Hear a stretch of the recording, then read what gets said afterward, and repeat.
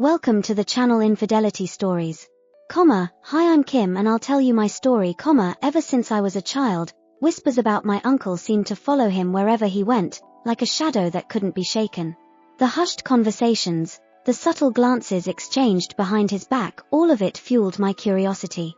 I wanted to know if the rumors that surrounded him were true.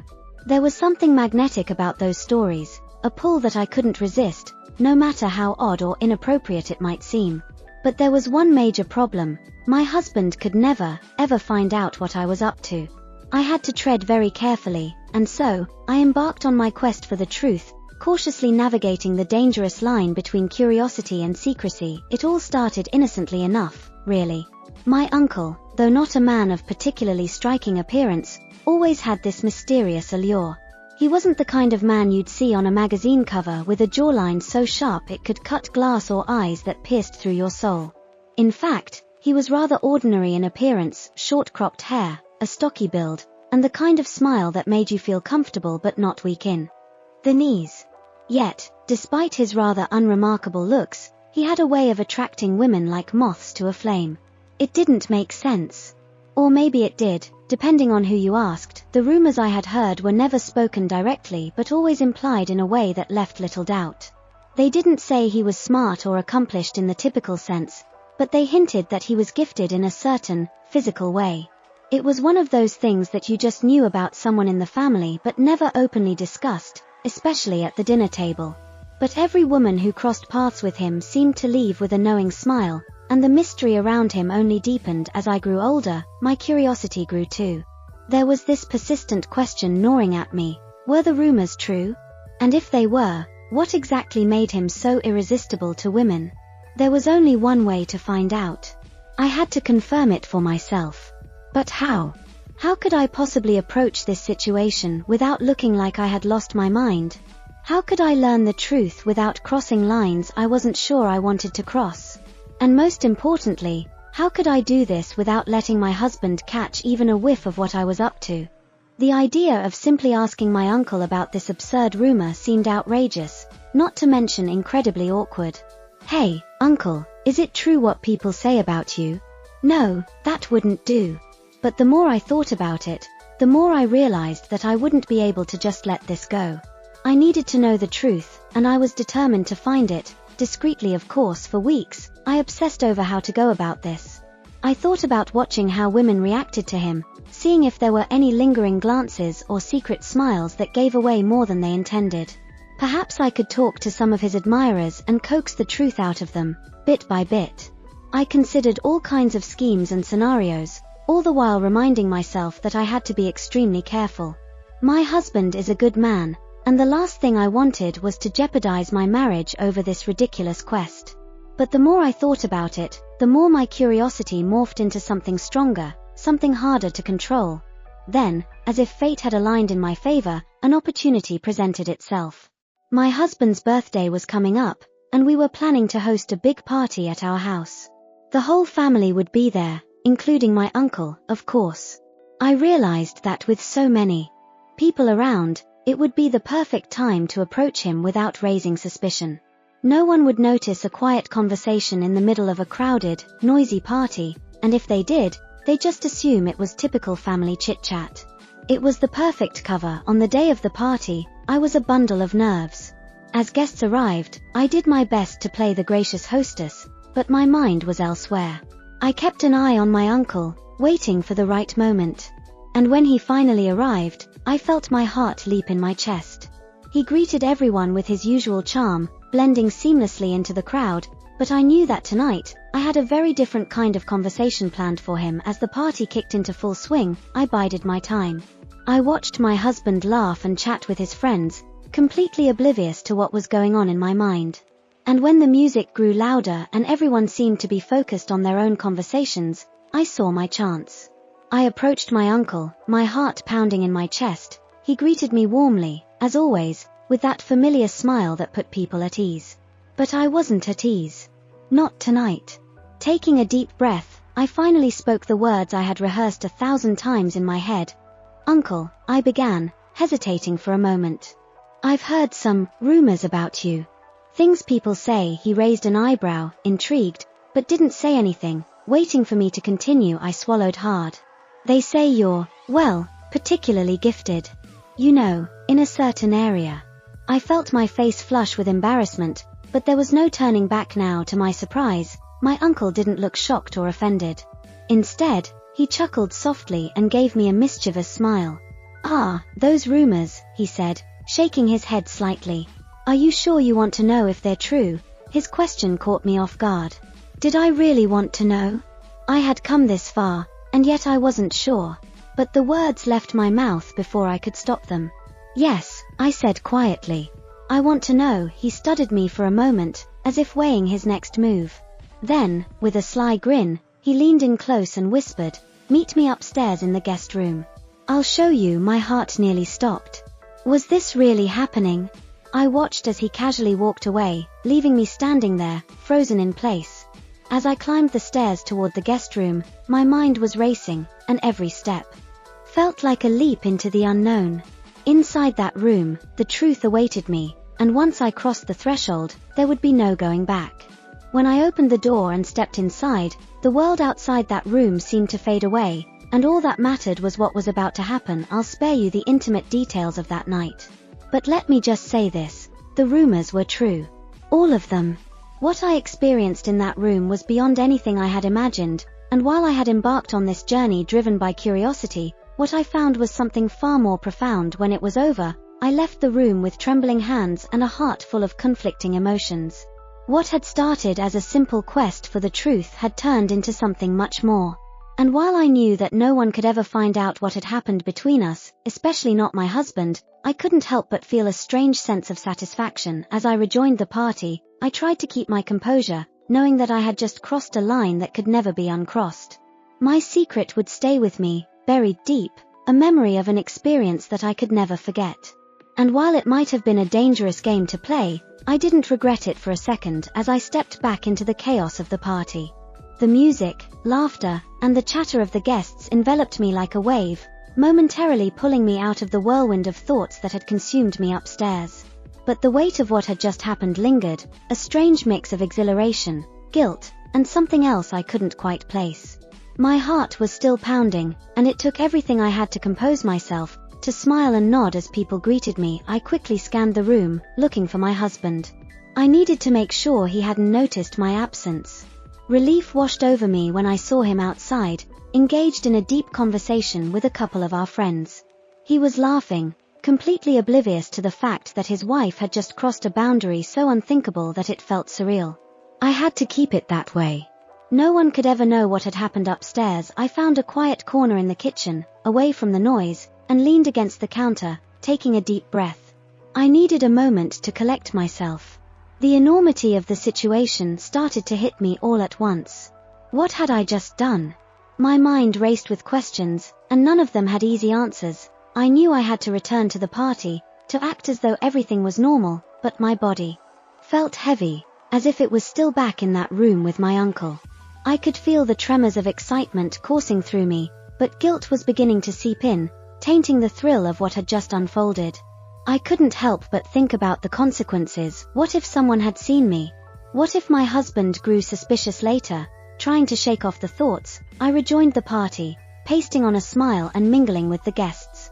I knew I had to distract myself from the whirlwind of emotions inside me. Every now and then, I glanced toward my uncle, who was now casually chatting with some of my cousins as if nothing had happened. It was unsettling, the way he could act so normal, so unaffected, while I felt like my entire world had been turned upside down. As the night wore on, I realized that I couldn't just pretend everything was fine.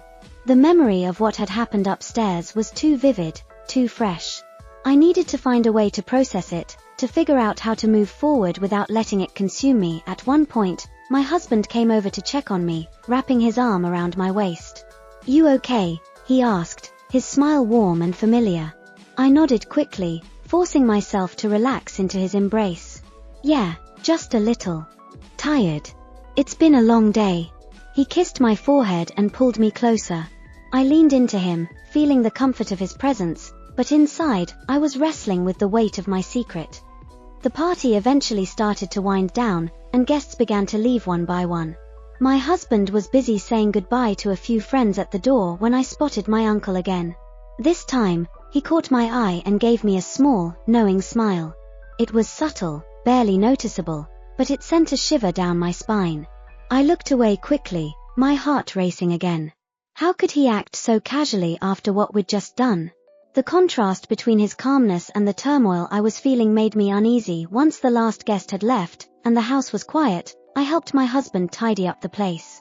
We worked side by side, but I felt distant, like there was a barrier between us now. Every time he looked at me, I wondered if he could sense something had changed. Could he tell that I wasn't the same person I had been just a few hours ago? The thought gnawed at me as we finished cleaning up later that night. As we lay in bed, my husband quickly drifted off to sleep, but I remained wide awake, staring at the ceiling.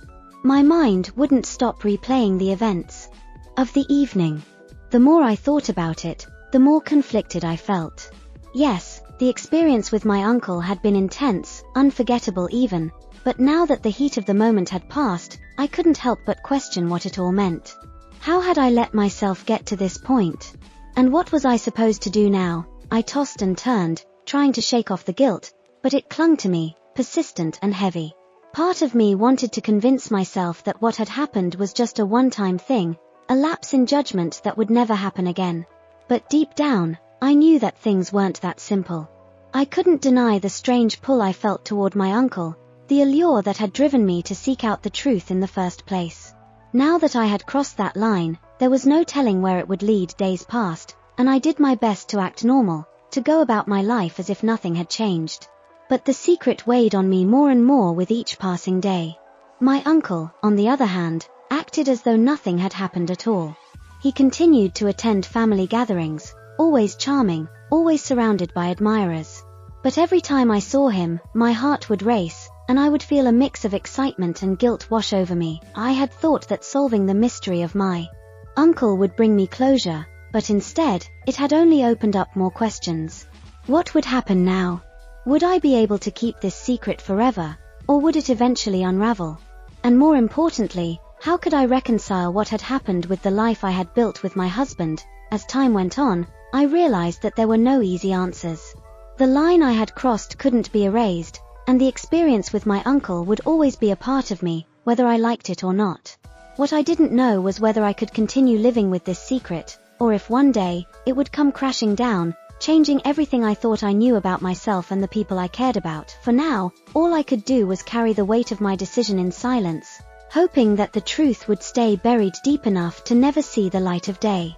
But part of me knew that secrets have a way of surfacing when you least expect them, and when they do, the fallout can be devastating. As the days passed, the weight of the secret I carried grew heavier. The initial thrill and excitement had dulled, replaced by an underlying sense of dread that I couldn't shake. Every time I looked at my husband, I felt a pang of guilt in my chest. I was becoming more and more aware of the growing distance between us, a distance I had created. The guilt gnawed at me, and I found myself overcompensating, doing everything I could to be the perfect wife. I cooked his favorite meals, laughed at his jokes, and initiated conversations more often than usual. But no matter what I did, I couldn't silence the voice in my head reminding me of what I'd done. Every family gathering became a balancing act. My uncle, for all his charm, seemed perfectly at ease, as if nothing had changed between us. He would greet me with the same warmth as before, his eyes never giving away a hint of the secret we shared. But for me, each interaction was charged with tension, and I had to force myself to smile, to act like everything was normal. No one could know. I became hyper-aware of every glance, every whisper, worried that someone might see something, sense something different. My paranoia was constant. Had my husband noticed the subtle shift in my behavior? Did he suspect anything? I found myself scrutinizing his every action, trying to figure out if he knew more than he was letting on. But he continued to act as if everything was perfectly fine, oblivious to the storm brewing inside me despite my best efforts to suppress it. The memory of that night with my uncle lingered in my mind, creeping into my thoughts at the most unexpected moments. Sometimes, in the quiet of the night, I would lie awake next to my sleeping husband, reliving that experience in my mind. It was wrong, I knew that, But the feelings of excitement and the thrill of the forbidden still haunted me. It was as if part of me was trying to hold on to that moment, even while the other part wanted to forget it ever happened. One day, about a month after the party, I received a text from my uncle. It was short and simple. "I hope you're doing well. We should catch up soon." My heart raced as I read the message, my palms sweating as I stared at the words on the screen. He had never texted me like this before, and the casualness of the message felt anything but casual. Was he suggesting that we meet again? Or was I reading too much into it? I debated how to respond. Part of me wanted to ignore it, to let it fade away and pretend that nothing out of the ordinary had happened between us. But another part of me, the part that had led me down this path in the first place, was tempted. I typed out a response, my fingers trembling slightly as I hit send. "I'm doing well, thanks. Maybe we can catch up sometime soon." The moment the message was sent, I felt a surge of regret. What was I doing? Was I really going to allow myself to fall deeper into this tangled web? But before I could dwell on it, my phone buzzed again. "How about this weekend? I'll be in town. Let me know if you're free." I stared at the message, my heart pounding. The weekend. My husband was scheduled to work late both Friday and Saturday, which meant I would be home alone for most of the evening. It would be the perfect opportunity, too perfect, in fact. My mind was a battlefield of conflicting emotions. I had promised myself that what had happened between my uncle and me would be a one-time thing, a fleeting mistake that I would never repeat. But here I was, faced with the opportunity to cross that line again. I took a deep breath and typed out a reply. "Let's meet on Saturday." The words felt heavy as I sent them, knowing that this decision could spiral into something I might not be able to control. The days leading up to Saturday were a blur. I went through the motions of my daily routine, but my mind was consumed by thoughts of what was to come.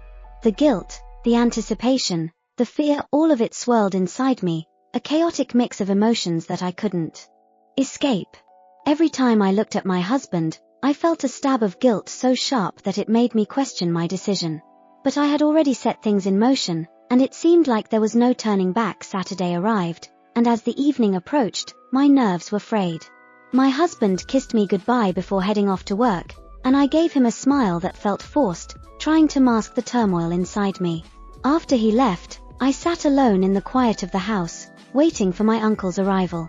The silence was deafening, broken only by the sound of my heartbeat echoing in my ears. When the doorbell rang, I jumped. My heart raced as I stood up, smoothing my hands over my clothes and taking a deep breath. I walked to the door, my steps slow and deliberate. When I opened it, my uncle stood there, his usual confident smile on his face. "Hey," he said, his voice casual as ever, as if we were just two people catching up for coffee. But I knew better. There was nothing casual about this meeting. I stepped aside, letting him in, and closed the door behind him. The click of the lock sounded louder than usual in the stillness of the house. We stood there for a moment, the air between us thick with unspoken tension. "How have you been?" he asked, his tone light. But his eyes held a different kind of question, one that went beyond polite small talk. "I've been fine," I replied, my voice steady despite the nervous energy coursing through me.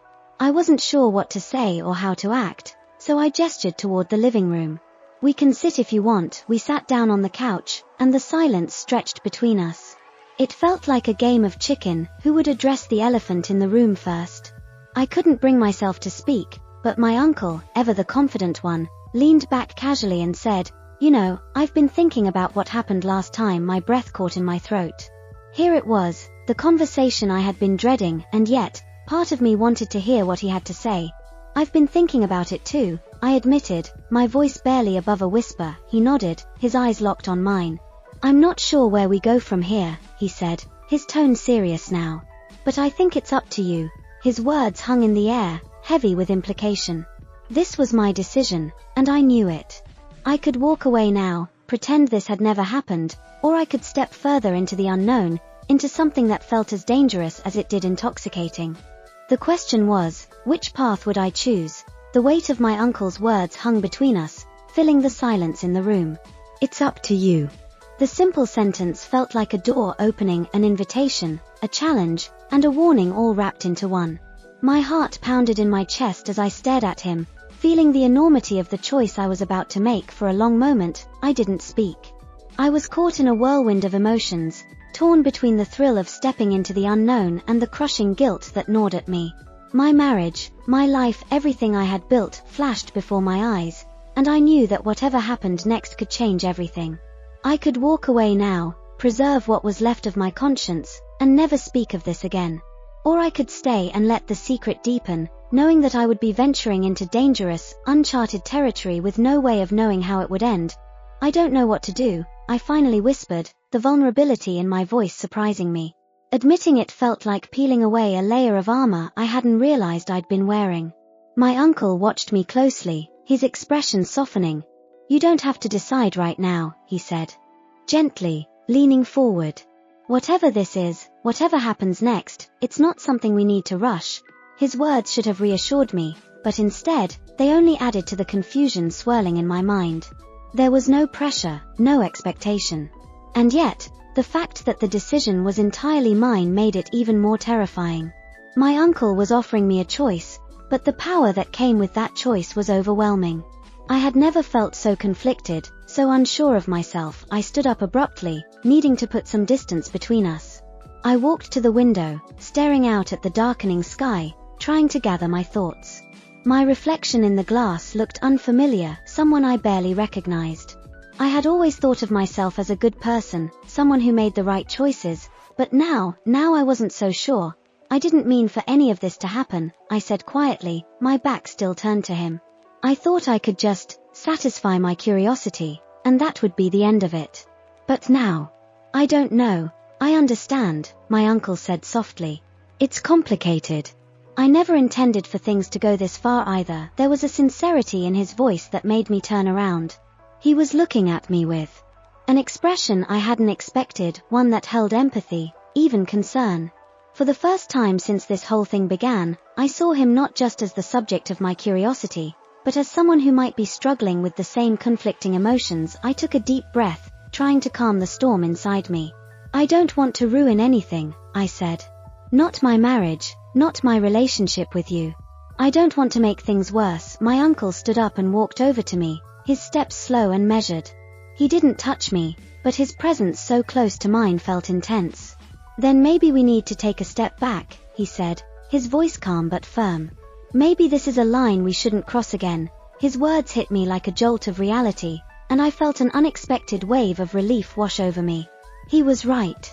We had crossed a line once, and while that experience would always be a part of me, it didn't mean I had to keep going down this path. I could still stop. I could still walk away with some semblance of my life intact, but even as I thought it, a part of me hesitated. Could I really walk away from the thrill, the mystery that had drawn me in so deeply? Could I simply return to my normal life, pretending that nothing had changed? I'm not sure if I can forget, I admitted, my voice trembling slightly. You don't have to forget, my uncle said, his tone gentle. But you can choose what happens next. You can choose to let this go before it gets more complicated than it already is. I met his eyes, searching for some kind of reassurance, and I found it in the steady calm of his gaze. He wasn't pressuring me to make any decision. He wasn't trying to lead me down a dangerous path. He was giving me the space to decide for myself, and for the first time in weeks, I felt a sense of clarity. You're right, I said softly. This needs to stop. A silence fell between us, heavy but not uncomfortable. It felt like the moment of decision had finally arrived, and I had made my choice. I wasn't sure what the future would hold, how I would move on from this, how I would live with the memory of what had happened, but I knew that I couldn't keep letting it consume me. My uncle nodded, his expression unreadable. I'm glad we talked, he said, his voice soft. And I think this is the right choice. I nodded, my emotions still swirling, but there was a strange sense of peace in the decision. I had made my choice, and now it was time to move forward. I should go, he said after a long pause, his tone gentle but final. I walked him to the door, the atmosphere between us no longer charged with the same tension. As he stepped outside, he turned back to me and smiled, a real, genuine smile. Take care of yourself, he said. And don't be too hard on yourself, okay? I'll try, I said, offering a small smile in return. When the door closed behind him, I leaned against it, letting out a long, shaky breath. The house felt strangely quiet, and for the first time in what felt like ages, I didn't feel the weight of a secret crushing me. I had crossed a line, yes, but I had chosen to stop before I went too far. As I stood there, alone in the stillness, I realized that this chapter of my life wasn't over. It would stay with me, like a shadow. But I had taken the first step toward reclaiming control over my choices, and for the first time in a long while, I felt like I was finally heading in the right direction. The days that followed felt like a strange sort of reckoning. I had made the decision to stop whatever was brewing between my uncle and me, but the emotional weight of what had happened still lingered. I threw myself into my daily routine, hoping to bury the memories and the tension, but every so often, they resurfaced in moments of quiet. My husband remained blissfully unaware of the storm that had passed right under his nose. He was kind and attentive, and I found myself cherishing our time together in a way I hadn't before. In some strange way, the closeness we shared became a lifeline for me, a reminder that there were still things in my life that were solid, dependable. I clung to that, but the real challenge was not forgetting, it was accepting. I knew I couldn't erase the past, and the guilt would likely never fully leave me, but I had made the decision to step away from the edge. Now, it was about learning to live with the consequences of my choices, without letting them define me. The next few family gatherings were strange at first. My uncle and I would exchange polite smiles and small talk, but there was a silent understanding between us, a quiet acknowledgement that we had both made the right choice. He kept his distance, and so did I, careful to never let anyone in on the secret we shared. Over time, the tension between us faded, and while the memory remained, it lost its power to control me. I had taken my curiosity too far, but I had also drawn a line and stood by it. That gave me some peace, even if the path to get there had been rocky. One evening, a few months after the whole ordeal, my husband and I sat on the porch, watching the sun set. It was a peaceful moment, one of those quiet, everyday moments that suddenly feel meaningful. He reached over and took my hand, giving it a gentle squeeze. You seem more relaxed lately, he said, his voice soft. I don't know what's changed, but I'm glad. His words struck me, and for a moment, I wasn't sure how to respond. How could I explain the inner journey I had been on? The emotional turmoil I had been hiding from him, and the choice I had made to protect our life together, even if he never knew it. Instead of diving into the complexity of it all, I simply smiled and leaned my head on his shoulder. I said softly, and it wasn't a lie. There was a kind of calm that had settled over me in the weeks after my decision to stop whatever had been happening with my uncle. I had found my way back to the life I wanted, to the person I wanted to be. As the sun dipped below the horizon, casting the last golden rays across the sky, I realized something important. We all have moments where we stray, where curiosity, temptation, or circumstance leads us down paths we never intended to take. But it's the choices we make afterward that define who we are. I had made my mistake, but I had also made the decision to step away before it could destroy me or the life I had built. And in the end, that decision had given me something I didn't expect, a sense of clarity, of strength, and a renewed commitment to the things that mattered most. Sitting there with my husband, I felt a sense of contentment wash over me. The secret of that night with my uncle would remain just that, a secret. One that I would carry with me, but one that no longer had the power to haunt me. I had learned my lesson, and in doing so, I had found my way back to the person I truly wanted to be. Before you leave, don't forget to subscribe. Before you leave, don't forget to subscribe.